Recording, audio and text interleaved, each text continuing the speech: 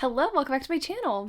In this video, I'm going to be reading 5 Grumpy Sunshine romances and seeing how they stack up against other tropes that I've recently read. This is a series that I'm doing here on my channel. I'll leave a link in the description to the playlist where you can go and watch other videos like this, but I've selected 5 romances from a bunch of different sources so that this can be as scientific as possible. If I were in charge of picking all the romances myself, there might be some bias, and I like to get recommendations from other people. First up, we have Slightly Dangerous by Mary Balog. This is a book that I got recommended from my YouTube comments, and it is a historical romance. I don't think that I've done a historical romance for one of these trope videos. If I have, I cannot remember, but I am really excited to give this one a try. I've never read any books from this author before, but I know my friend Crystal really likes this author, so I'm excited to see how this one goes. I also am going to be reading By a Thread by Lucy Score. This is the 3rd book that I'm going to attempt to read by Lucy Score. I've only completed one of her books so far. I wanted to pick this one up because obviously it's marketed as Grumpy Sunshine, and also I wanted to give a book a try by her that doesn't have that like romantic suspense plotline. And so many of y'all seem to like this book. I'm tentatively excited about it. Next is my reread, the one that I personally selected for this video. I mean, I guess technically I select all of the books for the video, but like this is one that I was just excited to reread because it's been a while, and that is Hot House Flower by Krista and Becca Ritchie. This one is like an age gap romance, and I kind of forgot that it was Grumpy Sunshine, but I'm excited to give it a try a second time around and see if I still really like this one as much as I did the first time. Next is the Instagram pick, and that is When in Rome by Sarah Adams. I read Practice Makes Perfect last month, I believe.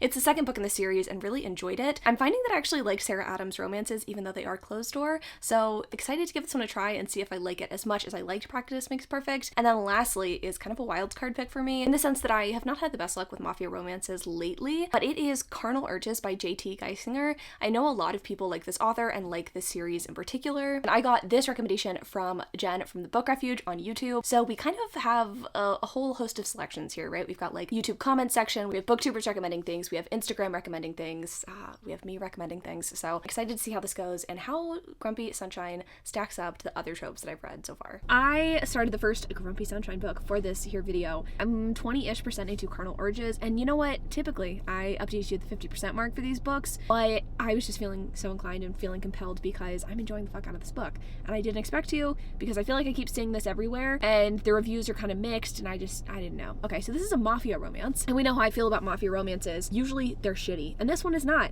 So this book's about our main character Sloane, and I don't remember the dude's name, but she gets kidnapped at the very beginning of the book. We don't see the kidnapping, but we know that she knocked one of this mafia dude's big henchmen out, or like, you know, fucked him up, and we know that she tried to get away and escape. So we are already getting the banter between Sloane and her captor. He's like a part of the Irish mob, I guess, and she was dating someone in the Russian mob, and so there's some sort of like turf wars and like fights going on because Sloane gets kidnapped and like, you know, someone I guess that like is worth fighting over. And the thing that really makes this book great is not the plot, because the plot's not really that exciting to me. I don't really give a fuck about the plot. What's exciting to me is the banter. The banter between Sloane and her captor is fantastic. I really like it. Would I call it Grumpy Sunshine? I don't know that I would, but I am really enjoying the way that they continuously snipe at each other, and it's fresh every time. I feel like oftentimes you've got kind of a Grumpy Sunshine thing going on, or like an enemies to lovers, and there's some banter, but it gets kind of like stale after a while, and I don't want to read people like fighting and bickering all the time,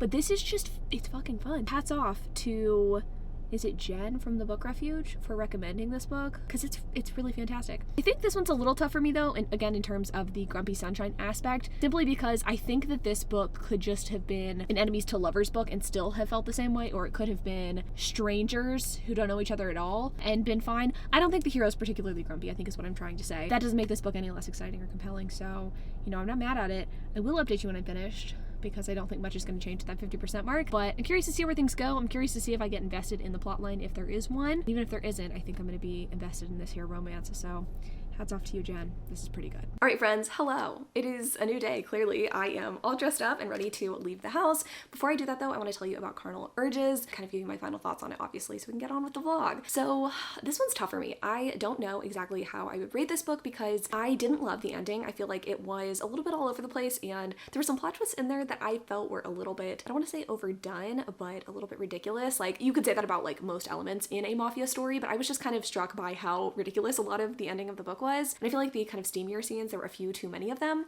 which was not terrible. I mean, I think they were fun. It was just like a little bit much for me personally. But you know what? That being said, I actually think I would give this book 4 stars. I really enjoyed the banter, and I feel like it's been a while since I've read a good mafia story that I'm like very into. So I think my overall rating for this book is a 4. I feel like that's wild to say, but I did enjoy this quite a bit. In terms of the grumpy sunshine element, I will say this book kind of fell short for me, and not because the hero wasn't a little bit like grumbly, but I feel like our heroine wasn't very sunshiny, and not in a bad way. She was very like fun, go with the flow, and was like fine being kidnapped, but I don't know that I would call her sunshine. She definitely didn't like irradiate sunshine, so I'm not sure that I would give this like a super high rating on the grumpy sunshine. I think if you didn't tell me this book had that trope, I wouldn't assign this trope to that book. So I think that kind of means something. I think I'm gonna give this a 2 on the grumpy sunshine scale. I don't think this trope needed to be in this book for this book to work, and I think that maybe the grumpy sunshine term or trope is like thrown around too often, especially lately. Maybe that's something we'll see as we continue on with the vlog, but that's kind of how I'm feeling. And then in terms of the sexiness of the book, I think I'm gonna give it a 3. Not because, again, I thought that it was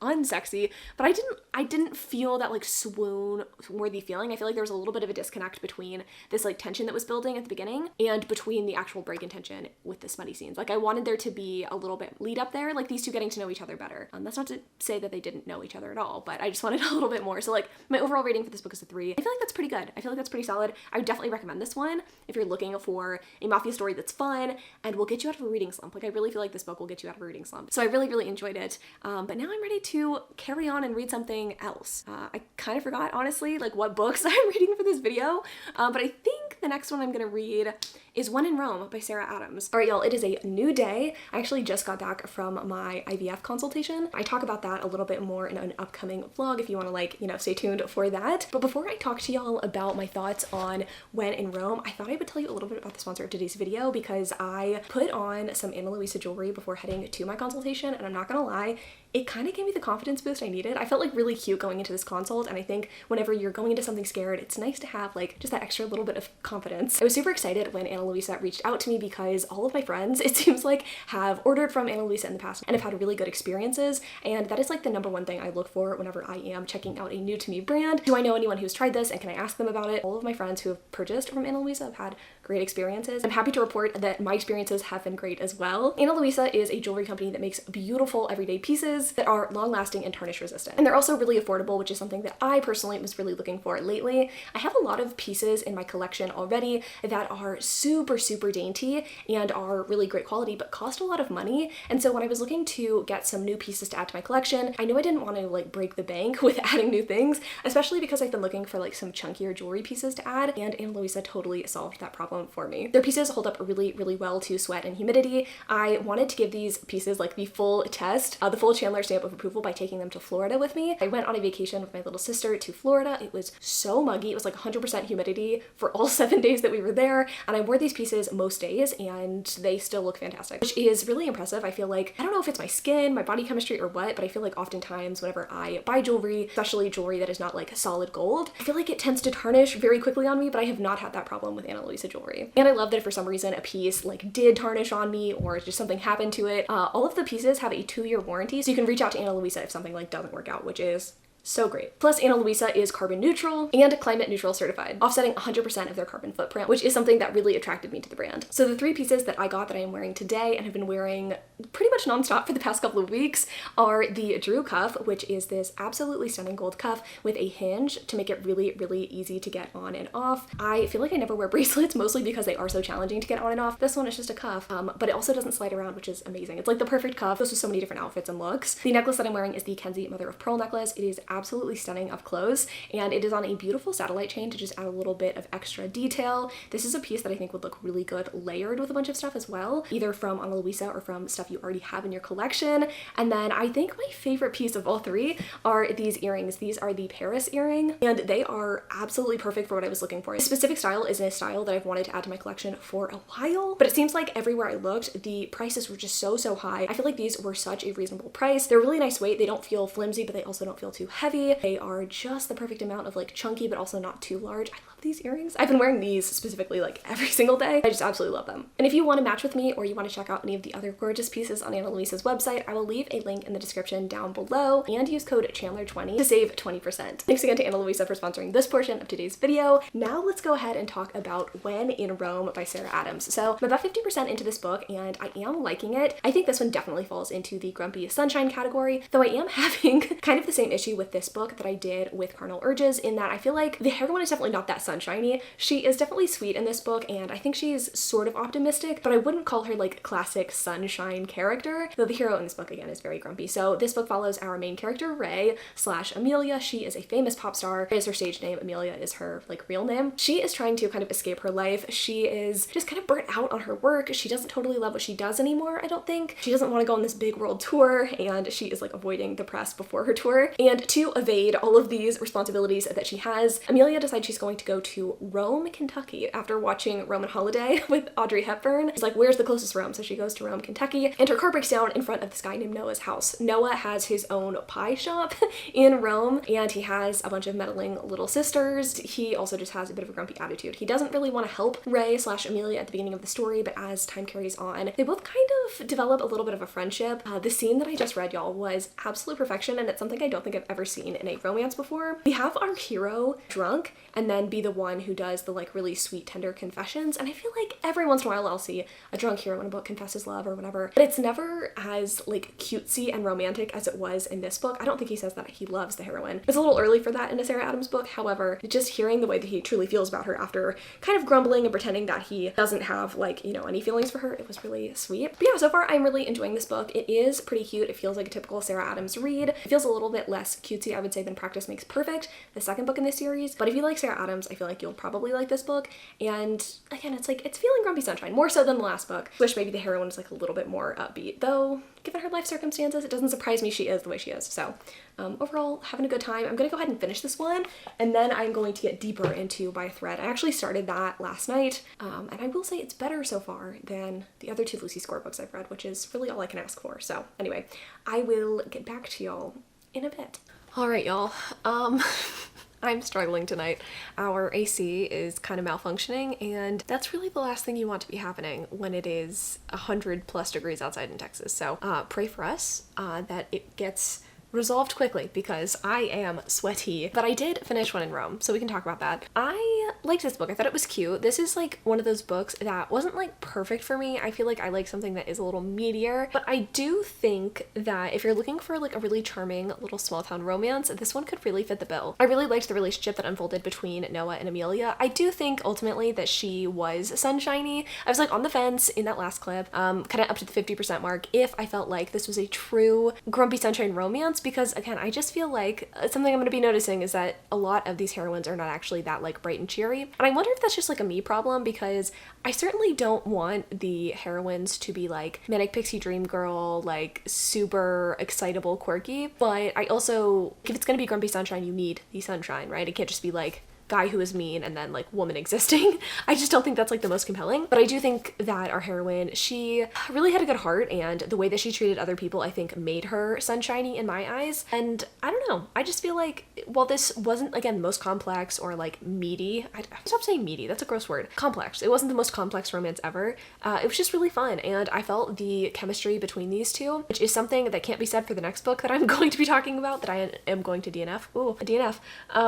But I thought this was cute. I mean, I don't know how many times I can say this is cute. I think for my overall rating for this book, I'm gonna give it 4 stars, which is kind of nuts. I can't believe I'm giving two Grumpy Sunshine books 4 stars. I'm not normally a Grumpy Sunshine girl, but maybe I just like don't know myself as well as I thought. So 4 stars for this. In terms of the sexiness factor, I think I'm gonna give this like a 3. This book is a closed door romance, which is normally not my thing, but I'm finding with Sarah Adams books that I don't tend to mind because the chemistry is there. I feel enough of a connection between the characters to where I don't need that additional piece. Granted, I would like that additional piece. Granted, I do like at least one on-page sex scene in a book, but it really doesn't detract a ton from the story, and I think that says something about her writing. And I do think it's interesting if you can convey sexiness without even having sex on page. Sexiness and sex scenes are not the same, you know what I mean? So yeah, the sexiness factor of this, I think I'm gonna give 3 stars. And then the Grumpy Sunshine factor, I think I'm going to give 3 stars. Like it still could have been a book that existed without Grumpy Sunshine, I think. Like, I definitely think our heroine was Sunshine. I don't think that we really needed that dynamic for the story to work. I think if the characters had like not had those traits, it still would have like been an equally compelling romance. So overall rating for this book is a 3.66, which feels pretty accurate. I feel like comparing this one to the Mafia one, you know what, I do think this one deserves that kind of like slightly higher rating. I really like the Mafia one because that one was like stand out to me, but when it comes to, I guess, like recommendability of a book, this one definitely feels like a book that I'd recommend more often. So yeah, not mad at this. I had fun with this one. A book that I don't want to say mad at. I'm not mad at it, but a book that I'm like not having the most fun with, shall we say, is By Thread. And I say not having fun with, I mean, I just DNF'd the book. I really wanted to give Lucy Score a second chance, right? I really wanted to like something by her because I feel like there's so much potential there for me to enjoy her stories, but I didn't really like the romantic suspense aspect of things we never got over and things we had from the light. So I figured maybe a romance in a different category that doesn't have that romantic suspense element from her could be good. Unfortunately, this still just didn't work for me. And I think for me, it's not just the romantic suspense, obviously, that I didn't like in those books. There's much more to it than that. And I think it comes down to the way that she writes Grumpy Sunshine and the way that the hero and heroine interact. I feel like there's a lot of, I guess what you could consider banter between the characters, and then it goes immediately to sexual tension. And I feel like with Grumpy Sunshine, correct me if I'm wrong here, but I think the most compelling and the most interesting Grumpy Sunshines tend to be, a bit of a misunderstanding in terms of personality types at the beginning. They slowly grow to understand each other over time, whether that's through witty banter or like really getting to know each other, and then they kind of get into the boudoir. And I just feel like with Lucy Score books, there's not enough time spent in that banter and or like deep meaningful conversation sort of stage of things for me to care about the sexual tension. This book seems really focused on the heavy petting, shall we say, of the characters. I guess I should tell you what the book's about. It's about our two main characters, Allie and Dominic. Dominic, at the beginning of the story, is going to a pizza place with his mom, and he has a waitress who he doesn't really like. They don't get along or something like that. It's not like they knew each other before the start of the book, but she's not having his attitude, and so she writes like F you on a pizza or something like that. He's obviously upset by this. She ends up getting fired from her job, and because he gets her fired from her job, his mom, who he's there having lunch with, decides to hire Allie on as like a personal assistant or something at the company, the like fashion house that his mom owns or something like that. And so she's having to like work closely with him, and he is taking over for his dad, who is apparently a little bit of a creep. So the issue in this book is that they both are attracted to each other. Dominic and Allie, they both kind of like each other, but they can't really act on it because they're trying to change the company culture at this company. And if Dominic acted on his emotions or feelings, that would look bad. So instead, they're just like trading, I guess, sexy talk back and forth, and it's just not doing anything for me. I don't feel like there was enough lead up, there's enough build up. There were a couple of moments, I guess, where they kind of started talking, but it really feels like a lot of their sort of like connection is built off of that sexual attraction, and that's just not something that is really interesting to me. I think that is a lot of Lucy Score books, which is interesting because she definitely tries to infuse more than just the sex scenes, but it seems like what really connects the characters is that lust factor, and that's just not something that's ever going to 100% work for me. So I don't know, y'all. I think I'm officially done with Lucy Score's books. That's not to say she's a bad author. I know so many people like her books, but there's just something about her stuff that doesn't work for me, and I am okay with that. I think I have given her a completely fair shot. I think I've tried enough of her books at this point to be able to say her stuff's just simply not for me. So this is the second DNF, I think, by her. Yeah. I finished Things We Never Got Over, and then these last two books by her I just like have not gotten along with. So I'm happy with the DNF. I'm not going to include that basically like, I guess, zero rating into my overall average at the end of this video. So we can move on to other books now, honestly. But I am excited for the final two books. I think the first one I'm going to read is Hot House Flower. I'm just feeling that vibe tonight. I'm going to get my Kindle Oasis out, and I am going to hopefully go to the oasis of like a decent romance. Fingers crossed. Not that I'm having a bad time, but you know, it always sucks to DNF a book that you like paid $7 for the audiobook for, so you know, it's a time. And also the AC, y'all. The AC. All right, friends, let us talk about Hot House Flower by Krista and Becca Ritchie. So this is the pick that I selected for Grumpy Sunshine as a reread, because I have read this book before. It's been a very long time since I read it. I think I read it back in 2017, and I don't remember much about it except for that it is an age gap romance. And honestly, I didn't really remember that it was Grumpy Sunshine until I was like looking actively for Grumpy Sunshine romances, and I was like, you know what?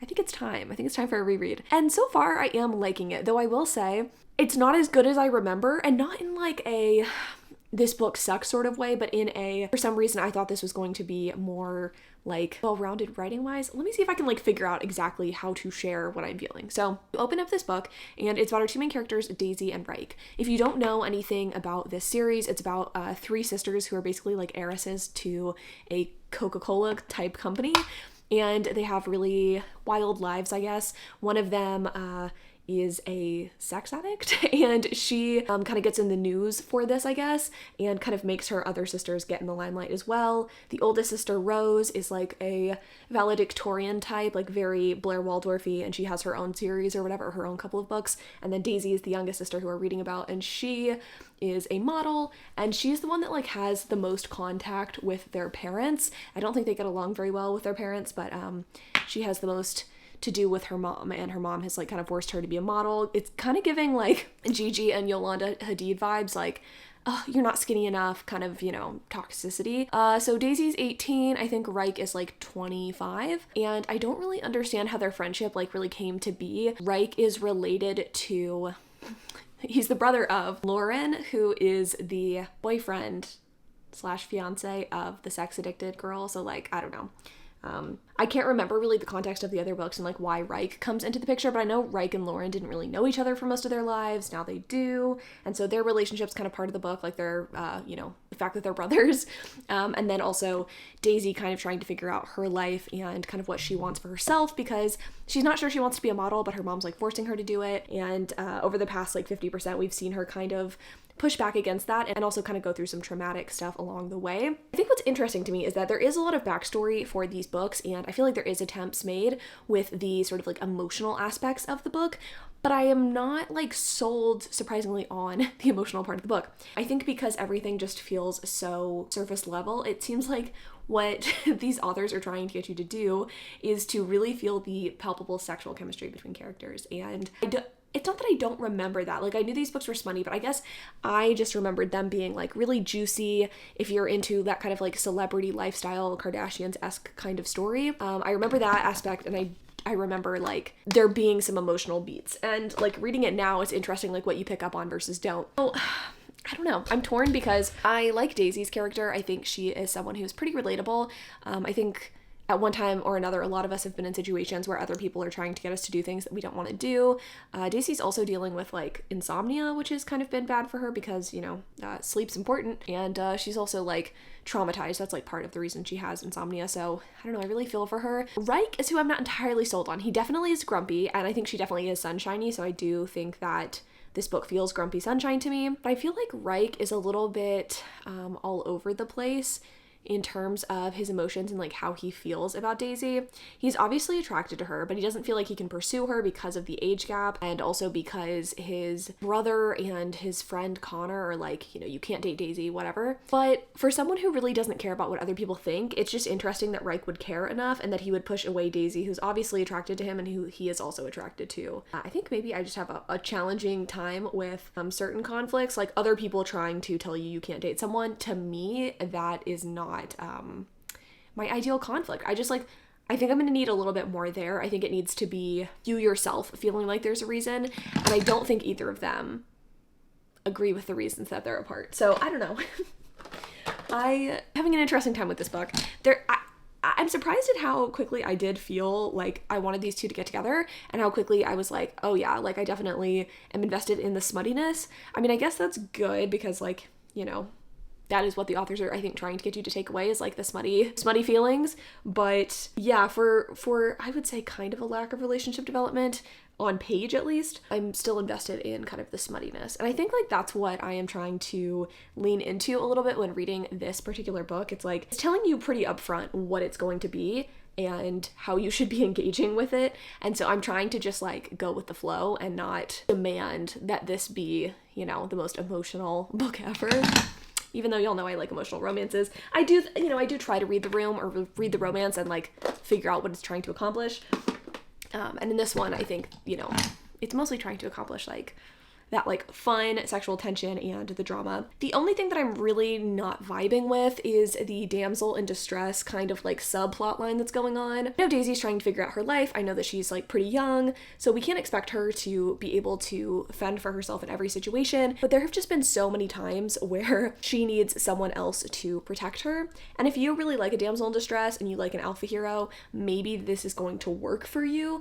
But for me, it's feeling like a little bit much at times. I wish that Daisy was able to save herself, and maybe that's something we'll see as the story continues. At this point, I'm sort of like, I don't know, it rubs me the wrong way a little bit. I like want someone with a little bit more autonomy and like, I don't know, willingness to like help herself. So like, okay, for instance, our heroine has like night terrors and kind of like panic attacks and stuff, and she does have a sleep aid that can help her sleep, and she's saying it's not like the best, but she's also not sleeping well. And maybe this is just me coming from someone who like really needs and enjoys sleep. I feel like I would be doing whatever it takes in my power to sleep, taking medication or like seeking further help. She just doesn't seem like someone who really wants to help herself, and she's like relying on Reich to sleep in her bed with her to maybe like keep those nightmares at bay.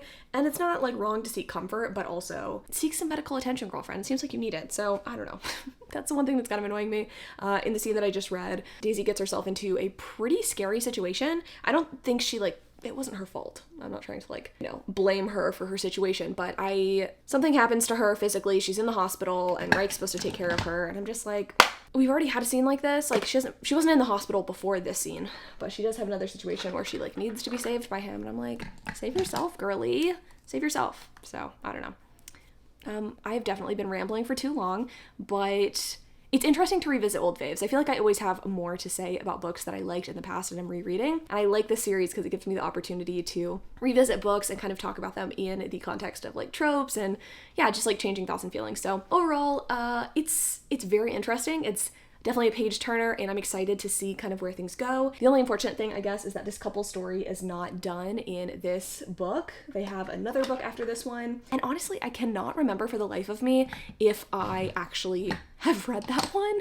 So I don't know. It'll be interesting to finish this one and see if it feels complete and to kind of see where the story leads. But I'll update you when I'm finished, and then I'm going to move on to the historical romance pick. I'm excited to finish off with that one, especially since it's an audiobook.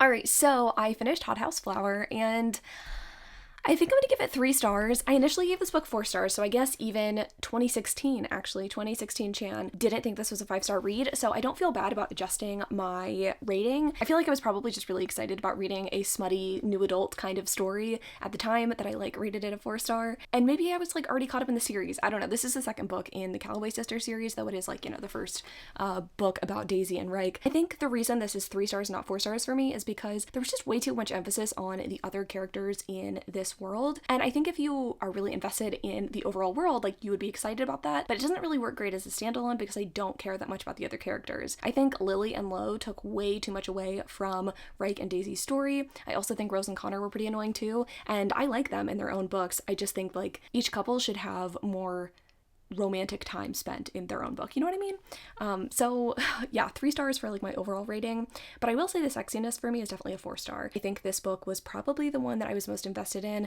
the physical chemistry of the 2 characters, and I think that just goes back to what I think the author's intentions were when writing this book. I think they did a pretty good job with that. I mean, I think the emotions were there too, but mostly this is a smutty read, to me at least. And then in terms of Grumpy Sunshine, I would say this one is maybe a 4 with Grumpy Sunshine as well. I do think that this book wouldn't really have worked very well otherwise. And I feel an overall 3.6 rating feels pretty good for this book. I feel we're getting away from Carnal Urges, which is weird because I think that one surprised me the most. And maybe that's why I keep thinking back to that book and comparing these ones to that and feeling weird that the other books have been getting higher ratings. But I'm okay with it. I think I'm okay with it. 3.6 for this one. And then let's move on to the last one because I have gotten 50% into Slightly Dangerous, I believe is what it's called. Yeah, by Mary Balog. And I'm having a good time with this. It's about our 2 main characters, Christine, and I'm just going to call him the Duke. I think his name's Wolford or Wolforth or something like that, but the Duke. So our heroine was a school teacher who ended up kind of marrying up and marrying into the gentry, but unfortunately her husband died 2 years into their marriage, and she is now a widow. And she kind of occupies a weird place in society because she was married to someone who was very wealthy and landed, but now, like, she just doesn't really know where she should be. Like, should she go back to being a teacher? Should she be in the upper crust of society? She doesn't really know, and people around her don't treat her very well, especially her dead husband's family. So she's kind of in a weird situation, but she's invited to stay at this country house with a bunch of other, like, eligible young women, and it's gonna be kind of a situation where, like, guys come and get to know people, especially this Duke. Christine, our heroine, is someone who is very flirty and, like, free-spirited and just wants to have a good time. She's not really looking to marry anyone because she is widowed and she really misses her husband. She's just there because she was invited and kind of forced basically to go. But as the story continues on, the Duke definitely is enthralled by her and is really into her and offers her this, I guess, pretty great offer for someone in her situation to basically be his mistress. She will be, you know, paid handsomely for it, and they obviously experience like a physical chemistry towards each other, but she's kind of insulted by the offer. But I don't want to say the majority of the book, but a lot of the book is him trying to convince her that they should be together, and he does actually propose marriage to her as well, which is nice. I like that we are getting that happening in the middle of the book rather than like at the very end. It seems like he realizes the error of his ways pretty quickly, and he's like, you know what, I just like can't be apart from her, especially after they've already like consummated their relationship. She thought it was going to be a one-time thing, and he's like, no, I gotta have you forever. And she's just unconvinced that this is going to be for her, especially since he initially offered for her to be the mistress. She's like, okay, well, if I'm your wife, are you just going to get another mistress? Like, what's the deal here? And he's trying to convince her that like, no, she's the one for him and that he wants her. But he's definitely not soft in his attempt. Like, he's still a grumpy hero. He's just going after what he wants. So yeah, it's pretty good. I mean, I like a historical romance. I think this one is fairly refreshing, and I am invested enough to see kind of what happens. I wouldn't say this is the most unique story ever. In some ways, it's actually reminding me of the second Bridgerton book, like the one with Benedict, where he like tries to propose a mistress-ship situation with someone below his station, but I'm not mad at it. Like, I don't mind that it is not the most like inventive, creative book ever. It's a historical romance. There's only so many situations that you can do back in the day, and I do tend to like historicals that are set at one singular location like this, like when they're set at like a country estate where people are kind of like in forced proximity. So yeah, I don't know, it's pretty good. I'm gonna continue reading it, and I will give you my final thoughts and feelings when I'm finished. I just got back from taking the boys to the vet. I'm like super anxious. I don't know how y'all feel about taking your pets to the vet. This was like a routine checkup for Pepper and Teddy, and I mean, they're absolutely perfect. So I shouldn't have thought anything was wrong. I mean, I didn't think anything was wrong. This is just like a routine visit. They were getting their rabies vaccines, but you know, makes the heart flutter a little bit, but they're perfect. Even this chunky one, he has a perfect body condition score. So stunning. Let's talk about books though. So ended up finishing Slightly Dangerous by Mary Balog, and I think my initial thoughts and feelings kind of remain. I did like how this book progressed, and I did like the other moments that we got between Christine and the Duke, specifically his attempts to win her over. He like invites her to his own country home to like meet his family and you know, maybe kind of show her that he is a good guy with actions rather than simply words. And I liked that. I also like that the Duke like maintained that he didn't love his family or something like that, but from all accounts, especially like at the beginning of the book, we know that he like looks out for his family, makes sure everybody's well taken care of, and that was his like main priority, I would say, for a really long time. He was looking out for them and not for himself, which is really sweet, and I think is I would say like romance element that feels a little old school, and I kind of appreciate that. I think that's something that I notice whenever I'm reading historicals that were written a while ago, and I actually don't know when this one was published, but I feel like by the cover, it definitely isn't like a, you know, 2020s historical. I'm guessing like early 2000s or 90s. These elements that are included that feel very Jane Austen-y. You know, in Pride and Prejudice, we have Mr. Darcy, and it's like he says one thing and does another, and his actions, especially towards the end of the book, really get us to understand how he feels about Elizabeth. And I think you're kind of getting that in this book with the way that the hero treats the heroine. And I think that's really special, and something that is not always super clear in books. And I think, especially comparing this one to like Hot House Flower, that one I think is really heavy emphasis on the words and not the actions. And I could tell that the authors were like attempting to include actions that would show that Rake's a good guy, but everything felt a little bit empty, just given Daisy's like, I don't know, damsel in distress situation. So I think for me, I would rate this book, I still think I'm gonna give it 3 stars. I know, it feels weird to rate this one No, okay, I'm gonna give it 4 stars. I was gonna say it would feel maybe too weird to rate this one the same as Hot House Flower because I did ultimately like this book more, even if it wasn't that memorable. I will say that's the one complaint that I have is that despite the elements that I liked about this book, it doesn't feel like something that I'm going to remember years from now. And so that typically is like the difference between a 3 and a 4-star read for me, but I think I can admit that objectively this is a really solid read. So overall rating is gonna be 4 stars. In terms of the sexiness factor, I think I'm gonna give it 2 stars. I just didn't feel like this one was very sexy. I mean, oh hi, you're back. Are we friends? Are we not friends? I will say I've been impressed with how quickly they warmed back up to me after bringing them home from the vet. Yeah, 2 stars for sexiness. I think a historical can be sexy is what I was trying to say, but this one didn't feel that sexy. I think I'm actually gonna give this one 5 stars in terms of the grumpy sunshine element. I think of all of the books, this one felt the most grumpy sunshine. The Duke was clearly a grump. He was unwavering in his grumpiness. And our heroine was, I think, the perfect level of sunshine. She wasn't obnoxious. She definitely wasn't like manic pixie dream girl status. She definitely had a really nice countenance, just disposition that was super sweet. And though it got her in trouble in some ways with her dead husband's family, I think it was something that our hero really admired in her and loved. And I think this book wouldn't have been possible without that element. So overall rating for this book is 3.66.